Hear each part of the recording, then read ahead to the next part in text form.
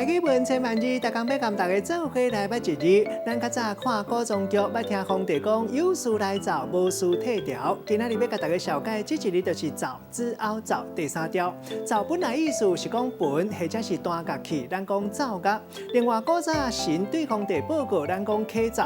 若即马生活中用了这个词，咱讲是去密报，咱讲暗奏、奏话。某人讲是奏喙，或者是硬奏板，意思是讲人的歹话。带大家做伙来小解两个词。头一个读做演奏，就是公开表演音乐，会当讲是独奏，嘛会当讲是合奏。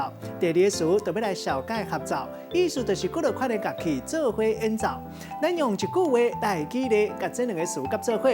譬如讲，这个音乐家演奏的功夫实在有够在把。无论是家己独奏，或者是和其他音乐家做伙合奏，伊的乐曲拢有够迷人，互人听甲无日唔知道，无手唔知老。今仔日小解这一日读做奏，提供给观众朋友来参考。